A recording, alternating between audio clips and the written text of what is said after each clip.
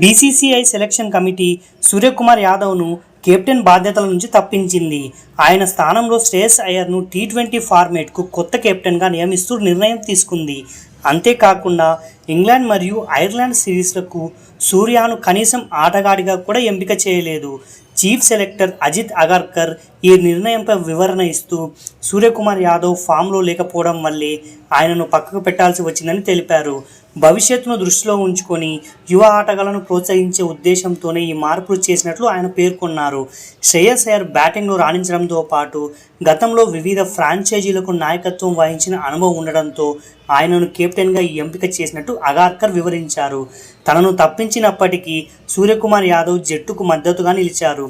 Team రాబోయే సవాళ్లను సమర్థవంతంగా ఎదుర్కోవాలని ఆశిస్తూ ఆల్ ది బెస్ట్ అని సోషల్ మీడియాలో పోస్ట్ చేశారు. దీనితో పాటు కేవలం 15 ఏళ్ల వయసులో టీమిండియా నుంచి పిలుపు అందుకున్న వైభవ్ సూర్యవంశీకి ఆయన ప్రత్యేకంగా అభినందనలు తెలిపారు. వైభవ్ ప్రయాణం ఉన్నతంగా ఉండాలని మరియు దేశం తరపున అతని ఆటను చూడాలని ఆశిస్తున్నట్లు సూర్య తన ఇన్స్టాగ్రామ్ స్టోరీలో పేర్కొన్నాడు.